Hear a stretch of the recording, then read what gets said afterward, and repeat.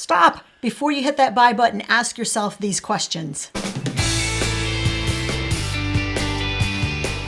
This video is like a Frugal pre-buying checklist. It's going to give you all the important questions that you need to ask yourself. And these questions, and more importantly, the answers, are going to help you to avoid overbuying and overspending. This means that over time, you're going to be able to consistently use these tools in order to spend less and save more. And if that's your goal, then you are in the right place. If you don't know us, I'm Hope. And I'm Larry. This is Under the Median, where every week we bring you videos all about practical frugality. Some of these items come from one of our viewers named Laura, who suggested this topic. Thank you very much, Laura. All right, let's get right to it. First question you want to ask yourself is there a cheaper alternative? And of course, you want to make sure that that less expensive alternative is going to give you all of the features that you want and the quality that you also want. Question number 2, and this is one that Larry thinks about far more often than I do.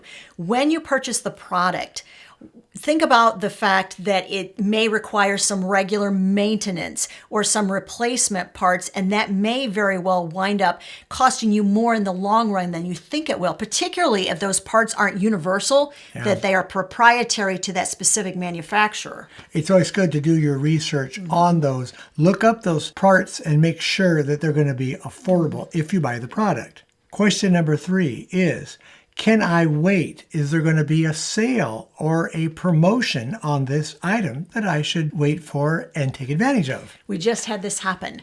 This last weekend, we realized we really have to replace a couple of mattresses in this house.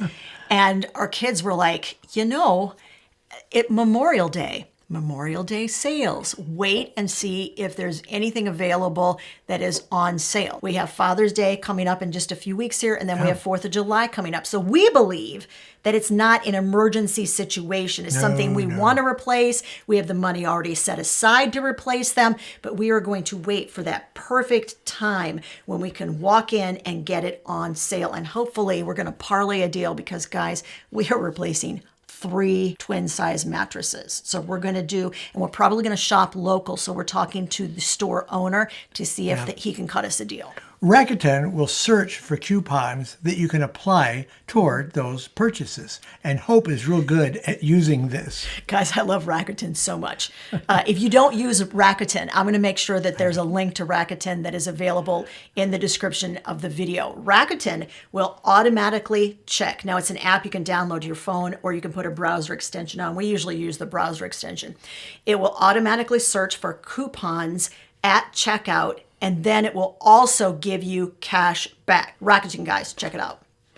Question number 4 that you should ask yourself is, have I looked at reviews on this product? Have I looked at some trusted reviews from people that you know are doing a good, even-keeled check on the item, making sure that it works well?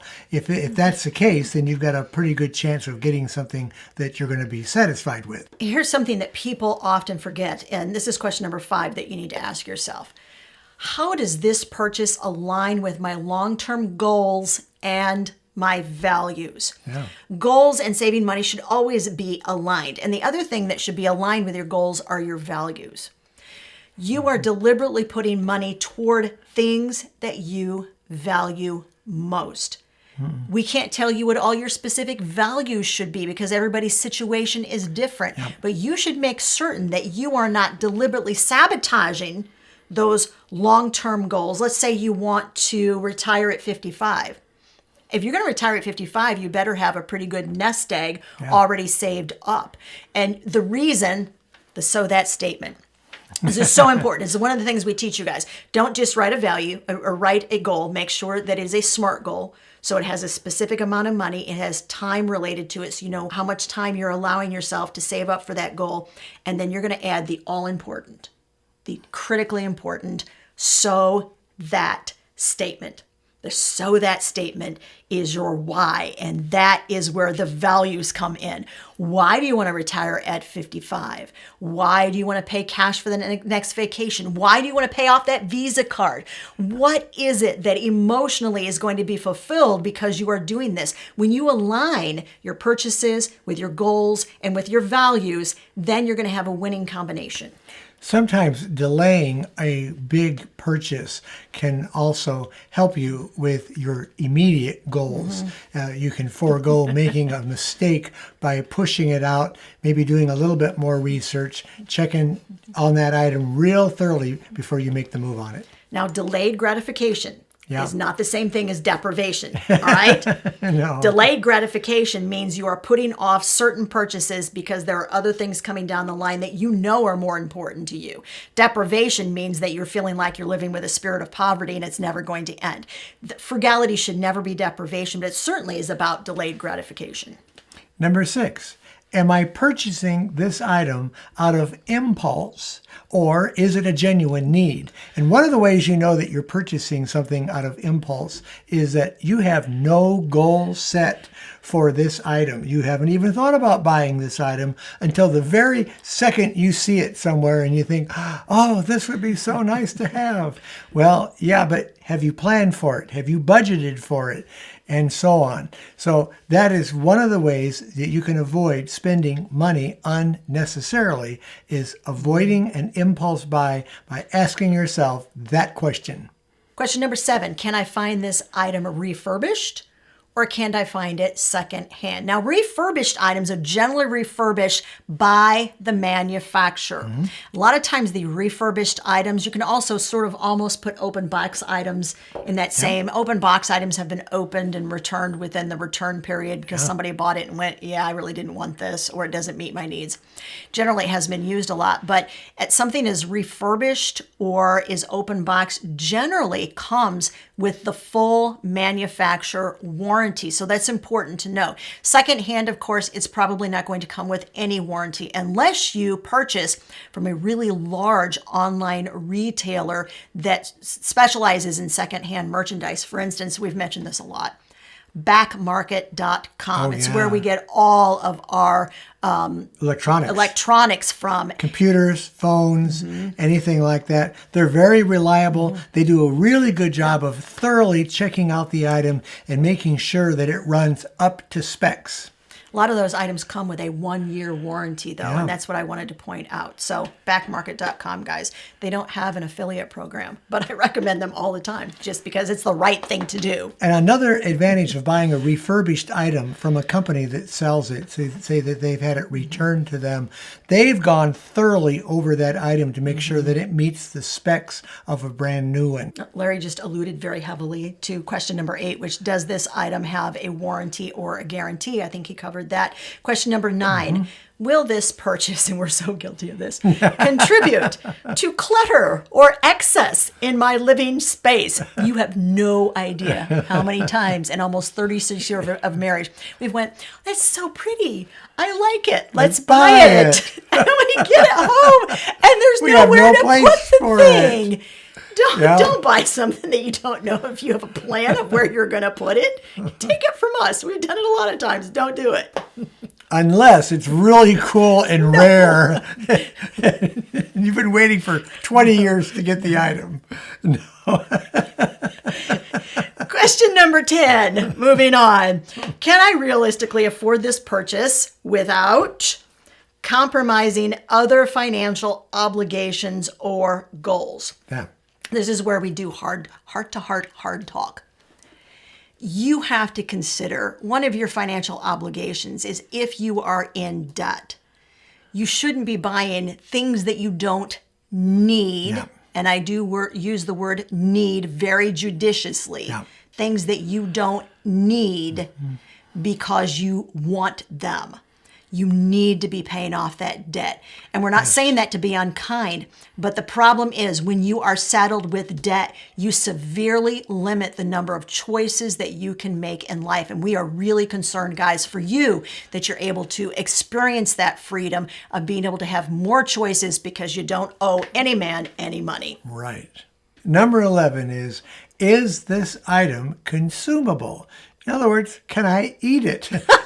kind of is what it means. Or drink it. Sometimes, like notebook paper would be considered a consumable, and Larry is not eating notebook paper. I haven't lately. This is something that you use it up, and then you have to replace it. So it could be shampoo, conditioner, cleaning supplies, anything that is used and then it's gone and it is replaced. That is a consumable. So one of the questions you need to ask yourself is, am I buying a consumable that I already have more of this consumable at home sitting on my shelf? Question number 12, am I completely out of this product, or will I run out in the next few days? And this, of course, is for a consumable. Sometimes we replace things, and once again, we've got 3 or 4 of them on the shelf, or we're feeling like, here's what happens. We start to get low on something and we panic. Like internally, we feel that conflict of, oh boy, I got to replace that. We're a little bit there right now because we haven't been on our bulk run to the Amish country since We're fall. getting low on oatmeal. We are, which is like, I mean, come on, oats, you got to have That's those. our breakfast. And so we just had this conversation, and that's why this point made it into this video, guys. He just said, we're running low, we need to plan it. I'm like, how much do we have on hand? That's the first question you need to ask yourself when you're looking at something. How long do you have? How long do I have? And are there other things? Because the Amish store is an hour drive from our house in each direction. So I'm not driving. I love going there, but I'm not going there just for oats, guys. What are other things that we're going to replace while we're there? Because if you're driving someplace, particularly if you're driving a while, you better have a game plan for what you're going to purchase when you get there. You want to make it worthwhile. Yeah, I think it's the same thing for everything else that you're purchasing. You have to sort of run through this series of questions about how soon you need to replace it. The other thing that you have to consider is, where am I at in the sales cycle? We've talked about this before. Things at the grocery store are on a sales cycle, and that's why you see pasta on sale at grocery stores, say every quarter. So every 12 weeks or so, you're going to see pasta go back on sale. And that's because manufacturers pick those times of the year where they really want to push pasta, and they offer the pasta at a discount to the grocery store. In turn, the grocery store offers it to us at a discount. Those are all on cycles. And the question is, if you're running low on pasta but you're not out, could you wait? Number 13 question to ask yourself. How often do I use this product? Do I use it daily? Do I use it weekly? Maybe I only use it monthly, and determine based on that how badly you really need to replace it. As Hope just mentioned in some of the things she was talking about in the previous question, is there some alternatives that you can use in your house instead of that item? This is why we've always been huge proponents of marking the date when you open something, particularly if it's something that's going to last you a while. We did this for a long time with real maple syrup because it's kind of pricey. And we wanted to see how long is it lasting us. It was lasting us a month, just so you know. But we would open it, and on the top with black Sharpie, we would write the date that we opened it. So we knew about how long that 32 ounces of maple syrup was going to last us before we had to make sure that we had another maple syrup in the house. If you do that, it really does make this process a lot simpler to know, where am I at in the cycle of actually needing to replace it. Number 14, I think we've kind of covered this, is can I use another item instead of making this purchase? Look around your house, go through the cupboards, go through your pantry, or wherever you happen to be, wherever you happen to look. Make sure that you don't need the item. We ran out of toilet paper upstairs in our bathroom last night, and so I went on a quest for toilet paper. I came downstairs, I looked in that little area where we store some. I looked out in the garage where we bring it home and put it out there when we initially bring it home. There's none out in the garage, but there was some in the basement, enough to get us by for a few more days. So it wasn't an emergency that we had to go to the store and buy some. I don't know. I feel like I'm having a mild panic right now. So, but we're moving on. Question number 15. Have I found the best price? This is where it pays to really know about how much is costing right now. Yep. We like the idea of having a grocery price book, and we do not. Some people have grocery price books where they price out like 50 different things. We've never done that. But I think there are a certain number of things that we know we buy consistently, and we like to know we're getting the best deal on that. And you should never hit that big red buy button. Certainly if you're buying online, good heavens, there's a lot of different ways to find out if you are getting the best price on that item before you buy it online. Number 16, is it in the budget? Golly, we should have had that way at the top of this list. Is that even in the budget? Is this something that I have been planning to buy? Planning is big. Is this just kind of a wild hair thing where I'm like, oh, that looks fun, that looks shiny? We all do it, guys. Look, is it in your budget? Do you have money somewhere in your budget allocated to buy this thing? Ask yourself. And speaking of buying things, the next question, number 17, is can I borrow this item or can I just get it for free? Now, I like to read a lot of books. We found a bookstore in our area that puts out free books that they can't sell. They're not popular books to sell, so they don't even want to mess with them. And I like to go by there and look and see what they have, and I'll bring a few home. So I've got a little stash of free books that I can go to. I don't have to pay any money with those. And of course, you can always borrow books from the library, so you can get them free and you can borrow them. Now, you all know that Larry reads not popular, but very interesting books, most of which he got for free. But you can sort of use that whole idea in pretty much anything that you're looking for. This is something that you can borrow from a neighbor or from a friend or from a family member. Always check other venues before you put out your hard-earned money. Question number 18 sort of goes right in this. Is this a need or is it something that's just nice to have? There's nothing wrong with buying things that are just nice to have, but you can just nice to have yourself down into nickeling and diming yourself so you're unable to reach your other financial goals. So you need to be really careful that you're not just buying a whole lot of just nice to haves. Once again, this goes back to planning and budgeting for that item that you're looking for. As long as you're planning for it and you're setting the money aside for it, there's no problem in purchasing that when you find the right item at the right price. Question number 19, is the item that I'm replacing broken? Like irrevocably broken? Can it not be fixed? Sometimes that replacement, especially if it's something that, we did this once, YouTube. We had this gear thing break in one of our blenders. You know why Larry doesn't remember? He's looking at me quizzically because I did the research, guys. And I repaired it. I did. It was so exciting. It was empowering, I'm just going to say. So it was much less expensive to replace that little gear, which was made out of plastic. And honest to Pete, guys, should have been made out of metal. That was the problem to begin with. But I digress. I was able to get the plastic gear and watch a YouTube video on how to take the little blender thing off and replace it, and I was able to fix it. Which was our question number 20, which was, is it fixable? 21, can I make it myself? Now, of course, you can't make a lawnmower yourself, but there are other things that you're thinking about purchasing that really you can create a solution yourself without purchasing that item. This is a big one. Number 22, ask yourself, do I have cash saved up to purchase this item? That will save you so much money if you already have the cash in hand and you're not going to take out a loan and you're prepared. And once again, you've planned in advance to purchase it. Question number 23. Am I buying this thing just because other people have it? Yes, my friend, we are talking about keeping up with the Joneses, whoever they are. Larry has a theory about the Joneses. They've already gone bankrupt 3 times in their history of being alive. So are they really good to be following? Probably not. Listen, I think the point Larry's trying to make is you don't know what's going on behind the scenes with people who appear to be very, very wealthy and have a lot of really nice things. And there's nothing wrong, guys, with making the space in which you live look nice. Do not hear us saying that because that is not what we are saying. Right. We're saying check your motivation. Do you want to buy this just because the people that you hang out with it have that nicer thing? That to us is not a super good motivation for buying something. Buying something because you saw it at your friend's house and you're like, shoot, that is the nicest thing since sliced cheese. That is so cool. I would use that.